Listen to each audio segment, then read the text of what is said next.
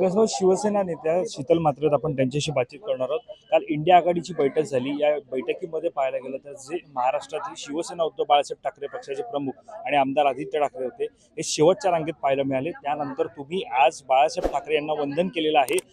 साहेब यांना माफ करा, सडकाबिंदू साफ करा, अशा प्रकारच्या घोषणा सुद्धा दिलेल्या आहेत. नेमका या घोषणांचा अर्थ काय घ्यायचा? वंदनीय हिंदुहृदय सम्राट शिवसेना प्रमुख बाळासाहेब ठाकरे यांचे हिंदुत्वाचे विचार सोडल्यानंतर काय दयनीय परिस्थिती होती या मार्फत दिसलेला आहे.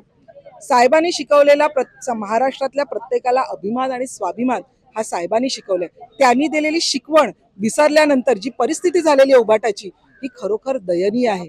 त्यांचा वाघ नाही तर त्यांचा शेळी पण नाही, त्यांचा उंदीर झालेला होता. अहो, त्या फोटोमध्ये शोधून सुद्धा सापडत नव्हते, ही त्यांची परिस्थिती होती.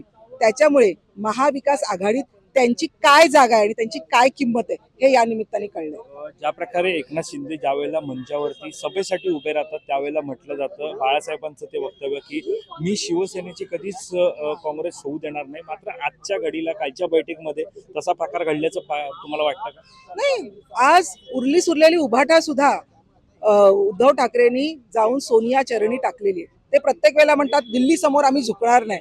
अहो, तुम्ही दिल्ली समोर झुकलात, वाकलात आणि सरपटलात सुद्धा. ही तुमची परिस्थिती झालेली आहे.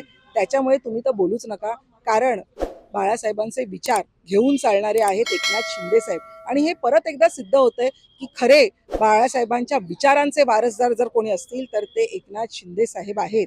कारण तुम्ही महाविकास आघाडीत असताना हिंदू हृदय सम्राट असं बाळासाहेबांना बोलू शकत नव्हतात.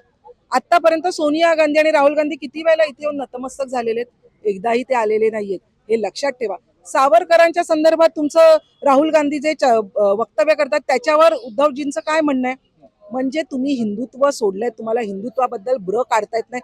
ही तुमची तोंड दाबून बुक्क्यांचा मार तुम्ही सहन करताय फक्त आणि फक्त सत्तेसाठी. त्याच्यामुळे सत्तेसाठी आम्ही काहीही करायला तयार आहोत हे परत एकदा उद्धवजीने त्यांच्या वागण्यातून दाखवून दिलं. काही ज्या प्रकारे आता तुम्ही ज्या प्रकारे मुद्दा उचललेला आहे ते म्हणजे शेवटच्या रांगेत उद्धव ठाकरे पाहायला मिळाले. असाच मुद्दा ज्यावेळेला महायुतीचं सरकार नव्याने आलं होतं, मुख्यमंत्री एकनाथ शिंदे होते, त्यावेळेला सुद्धा जेव्हा दिल्लीमध्ये एक कार्यक्रम पार पडला होता महायुतीचा NDA सरकारचा, त्यावेळेला एकनाथ शिंदे मागे बसल्याचं पाहायला मिळालं. आणि त्याच वेळेला महाविकास आघाडीकडून अशाच प्रकारचे आरोप प्रत्यारोप असेल, विरोध असेल तो केला होता की महाराष्ट्राच्या मंत्र्यांना वागणूक अगदी शेवटच्या स्थानावरती दिलेली आहे. याबाबत काय सांगा? मला असं वाटतं आज मला फार काही लोक नव्हती, 20-25च लोक. या 25 लोकांमध्ये सुद्धा म्हणजे कमल हसन पुढे बसलेत, फारुख अब्दुल्ला पुढे बसले, ज्यांचा एक खासदार आहे ती सुद्धा लोक पुढे बसतात आणि तुम्ही पाठीमागे बसून आपलं तोंड लपवताय. याच्यावरून तुमची काय किंमत ठेवतायत राहुल गांधी हे तुमच्या लक्षात येईल. ते दिल्ली पूर्ण देशाचे पप्पू आणि आमचे महाराष्ट्राचे पप्पू तेही तिथे गेले होते आणि त्यांनी काय ठरवलं, काय विचार केला हे खरं तर त्यांना आता विचारण्याची गरज आहे. आज मोदीजींनी अतिशय मानाने साहेबांना आणि शिंदे साहेबांना आणि त्यांच्या कुटुंबाला बोलवलं. तुम्ही भेटलात का हो तुमच्या कुटुंबासकट जाऊन सोनिया गांधींना किंवा राहुल गांधीला? त्याच्यामुळे तिथे आता त्यांना काहीही किंमत उरलेली नाहीये. स्वतः काँग्रेस पक्ष हा संपलेला पक्ष आहे, त्याच्याजवळ आणखीन एक महाराष्ट्रातला संपत चाललेला पक्ष चाललेला आहे. त्याच्यामुळे यांचं काही होऊ शकत नाही.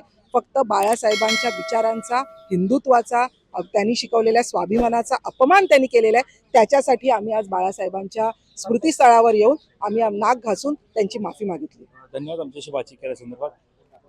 कॅमेरा पर्सन अजय सह, वैभव पाटील, मुंबई.